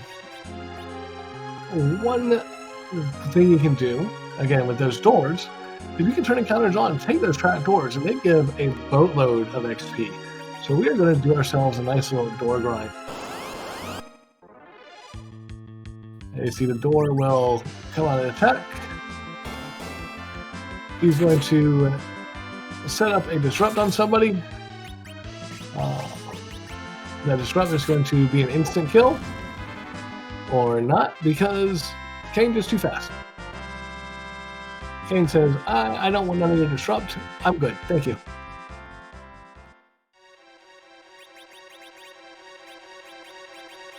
So it looks like we're doing this more to make sure our agility on Edward is pretty set. We want to get Edward up to 28 agility if we can. Mainly because 28 is one of the breakpoints for Zeromus. It'll put our party at a faster battle speed compared to Zeromus. With the hero and Edward being our hero, the reason we want Edward there is because, as I said, he's going to be our agility anchor. We can't do anything about that. In the meantime, the Sensor and Kane just doing plenty of work on these doors. Edward gains a level. We'll have to see if that's enough to get him the agility he needs. That's a no. We're going to take another door. And then we rinse and repeat until we get the agility that we want.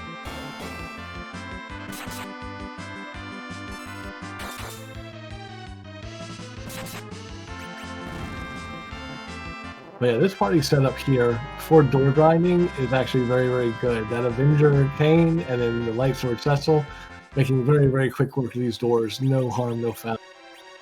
And that is a 28 agility Edward. That's all we need. It's time to go fight a butt.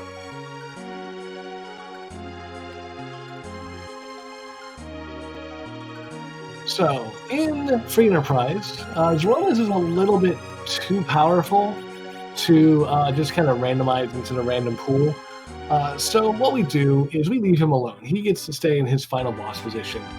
But we don't want to leave him completely alone. So there are 528 sprites available that Zeromus can turn into. So as we head over to Troy and use our pass, there's a question in the Free Enterprise community we'd like to ask about this time. And that question is, whose butt are we going to kick this morning? I do believe it is morning East Coast time. And I see Z flags already getting out in chat from Free Enterprise faithfuls. And it looks like we forgot to take the safety save, which I completely agree with.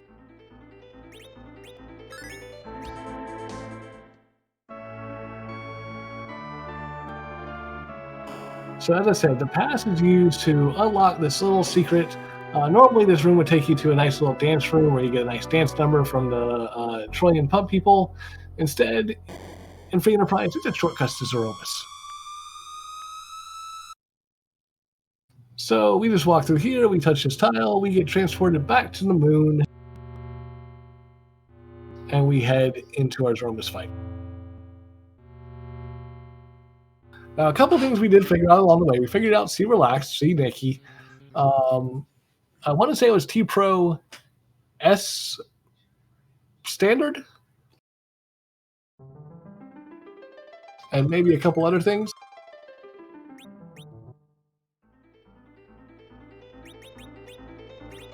And we forgot to unequip the Avenger, which is a very, very good call that drcossack realized right at the last second. And we don't want to go into the Zeromus fight with the Avenger equipped, because what we want to do is use that Avenger to Avenger glitch, which will give someone the stats of whatever weapon they started using, instead of using the Avenger. Also, you don't want to mimic glitch, which basically says, basically gets them stuck where they don't take any actions.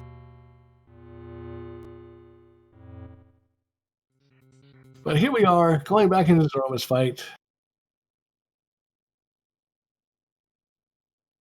Now, this fight, even with the levels we have, is not a free fight. Zeromus fights can go sideways very, very fast. So, especially with a Porum as our healer, she does not have the HP that we really want. She does have some decent gear, but this fight could still go very sideways very fast.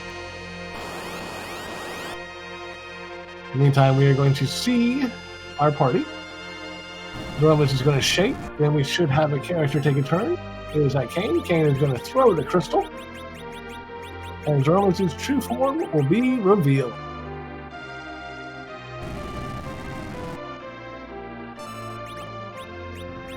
And as mentioned earlier, the donation incentives for the Twin Harp and Z Sprite were met, so this is a custom Z Sprite specifically for No Kid Hungry Marathon.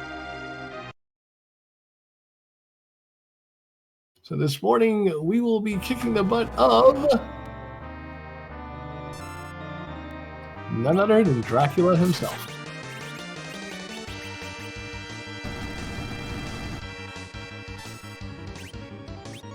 In the meantime, Dr. Cossack is using a Silk Web on Dracula Mist. That's going to help slow him down.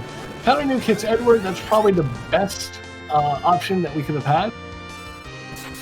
And that Silk Web is going to nerf this first Big Bang.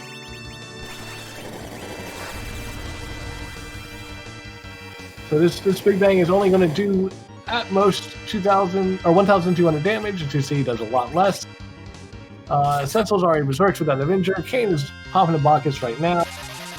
And we are going to get our Edward back up because we want to use that Requiem Heart to its fullest.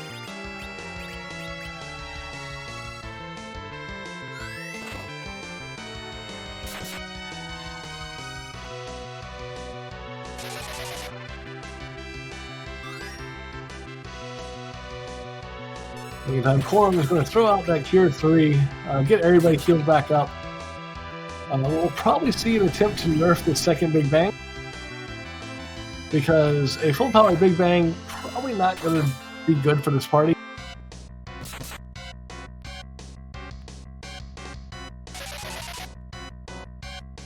And there comes a slow cast from Quorum.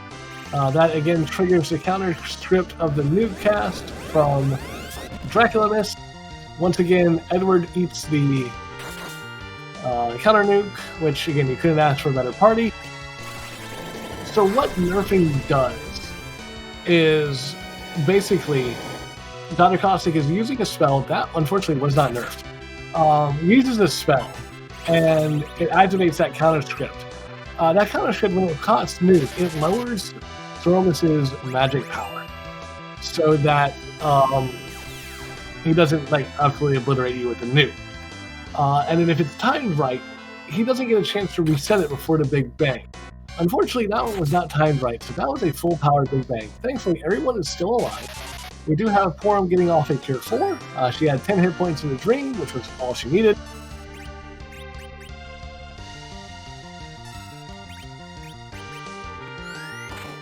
And we're reapplying the Berserks because the Black Hole came out, which canceled all the Berserks except for Sensels because of the Avenger. And that Requiem Heart doing 1,300. That is good to see from Edward. Quorum again attempting for a nerf, casting this direct slow onto Dracula Mist. Whose blood will Dracula take today? This time it's Fu. But Fu only takes 888, a little low, but should survive this Big Bang as long as it was nerfed.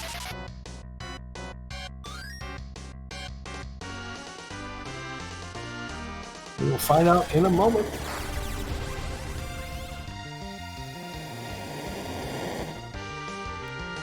That was not nerfed. That was a full power Big Bang. We have a Cecil and a Kane still left standing. On the right side, I'm pretty sure that slight pause was a phase tip. But on the not right side, that means we're not going to see a black hole. We're just going to see another shaking in a Big Bang. So I don't think this is going to end very well, this go around at least. But this is what I meant by these Z-fights can go sideways in a hurry. Losing the Fu, losing the Quorum, no way to heal. Here comes the Big Bang. You are not likely to survive this at all. Yep, that's going to be a full party wipe. And we're going to have to try this again.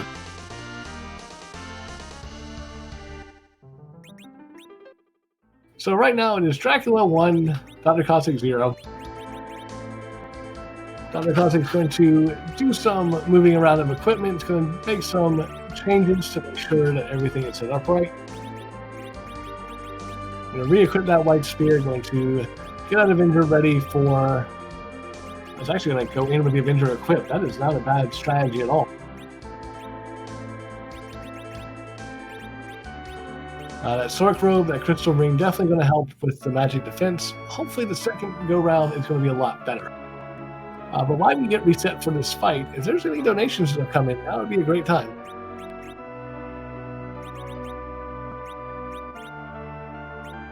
Well, I'd say nothing so far other than that last anonymous $20. So if you guys want to hear some more good stuff and donate to the incentives and support a great cause, get those donations in. Dr. Cossack going through, checking the armor shop, seeing if there's anything there that can help him with his magic defense. Nothing that we could find. We are going to go and do a little bit more shopping, just see what we get. It doesn't like there's going to be anything really useful here, so we're going to have to make do with what we have. We are going to lower the battle speed a little bit. That is going to help out. That's going to give us a little bit more time to get actions in before Zromus does things. It's a very heads-up play to go ahead and make that change while we're thinking about it. We said, oh, this was a little bit too fast. We weren't able to... We did great, but we weren't able to get it all the way there. Let's lower the battle speed a little bit, see that little bit of extra time is going to give us the time we need to make this fight work.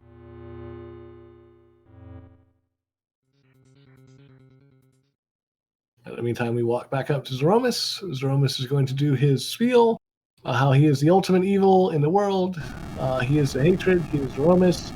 And then we're going to tell him we are here to defeat you and start the fight.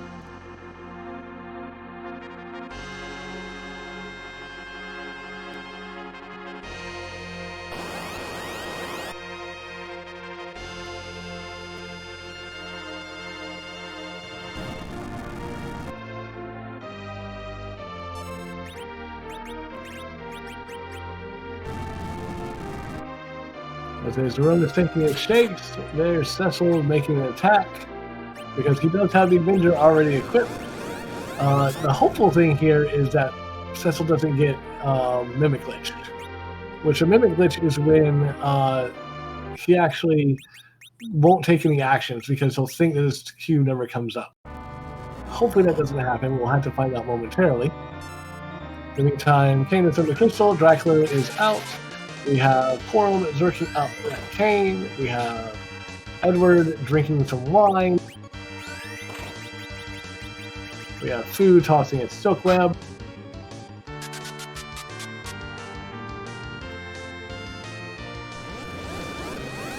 We have Porum eating a counter nuke, which is probably not who you want to see eating that counter nuke. But there should still be enough time to recover from this. And I have not seen that Cecil. Oh, there he goes. Now we're okay.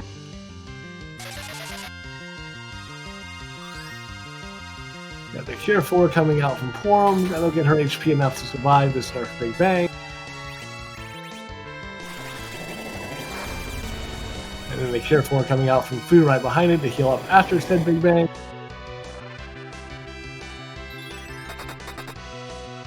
And look at that Edward go. 2,000 damage from Edward. You'll love to see it.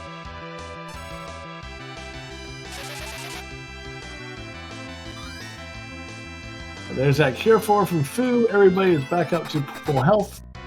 Now we just wait.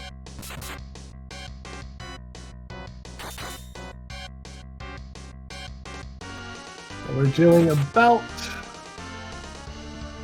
7,000 around, give take, between our 3 melee fighters. That should easily push us to the phase tip, possibly before we see a second Big Bang.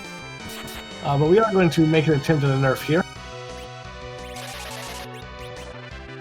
Unfortunately, I think this might be a little too early, but we'll have to find out. And again, Porum eating the counter nuke. Survives it with 14 HP.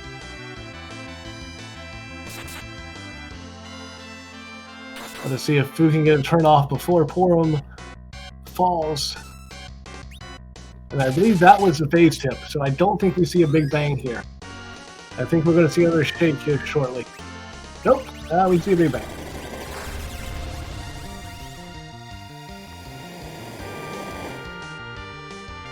And that one, unfortunately, was not nerfed. Edward and Porum go down.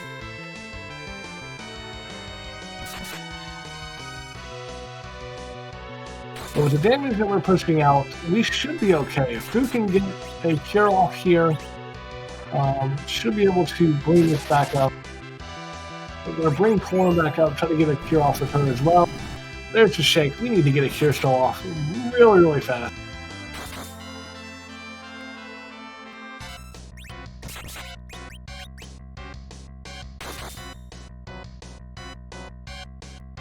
There we go. Porum with the Cure 4. Setzel and Kane ought to survive the Big Bang with no issue. This is going to be full power. It's going to be interesting to see if Food can survive this.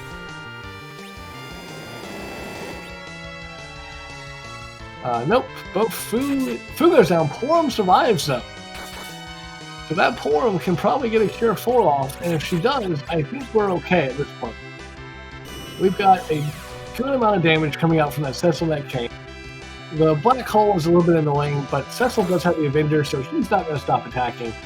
Kane will have to use a Bacchus line to get moving again, but at this point, I think we're in the bag.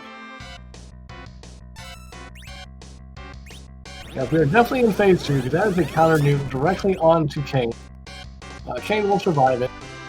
We'll need a little bit of healing from Porum next time Porum's turn comes around. But there goes the Bacchus, and at this point, I don't think we see another Big Bang. I think we will get the heal off, maybe see some rocks fall, and I believe Dr. Cossack has this in the bag at this point.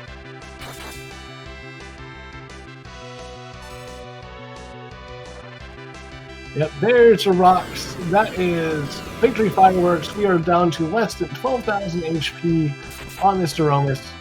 Setzel and Kane just going to take a couple more swings.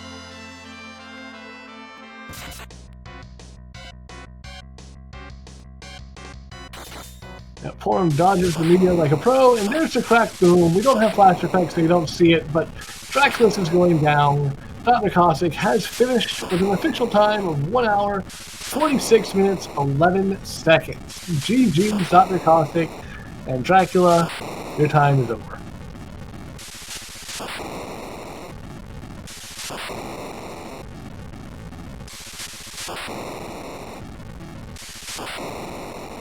But yeah, the one fun thing about the Mystery Seeds is that you don't know what the flags are. So we were able to figure out a couple of the flags as we went. And I actually have a birdie in my ear who has given me the actual flag. For this one, our flag set was Music, Forge, Random 4, all quests, all required to get the crystal. K, Main and Moon, so no summon, no trap, passes the key item. C, Relax, start Edward. J, Abilities, Neki, no dupes, buy, hero. P, Standard, max tier 6. S, Standard, no apples. So S, Standard, we just got unlucky with no sirens. B, Standard, Alt Gauntlet, Witchburn, no free characters, no free key item, but 3 bosses were on. Encounters were toggleable, the Life Glitch, the Silk Glitch were on, 2 random kits, no adamants, Spoon, and Vanilla Giant. So, pretty good flags. And Dr. Cossack getting through in a very, very reasonable time for a Mystery Seed. Most Mystery Seeds can run anywhere between an hour 30 to 2 hours. Some a lot shorter depending on your in-game condition. But getting through this, not only showing off the wonderful Bloody Tears music, but that wonderful Dracula sprite at the end was absolutely amazing. Thank you so much for everyone who donated for that incentive to show those off. And we're going to take a look at what our treasure count was. That's one last thing we like to look at in our community is how much did you loot?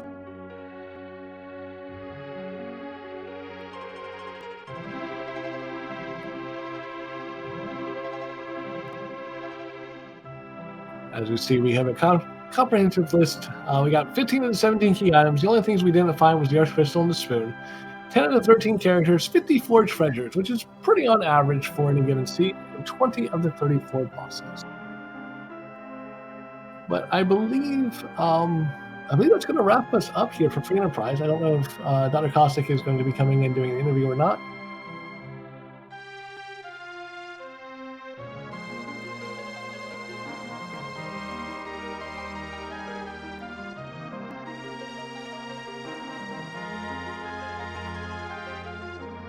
But yes, anti-magic shot. Spoon is a bonus weapon for Edward. So, Spoon would give Edward 255 attack power. It's a shame we didn't find it, so. But I believe that is it for us. Next game coming up, I believe, is going to be some more Final Fantasy IV. This time, the no credit work from Ronnie Vaughn. Amazing runner, amazing run, which I look forward to seeing. But I will step aside, turn it over to our wonderful host, Palmy, and thank you guys for having me. Thank you. Excuse me. Thank you for being here. It's fantastic. I love watching Final Fantasy IV randomizers. They're always a blast full of entertainment and surprises. So this one was no different. So thank you for playing this. We appreciate you being here raising money for No Kid Hungry.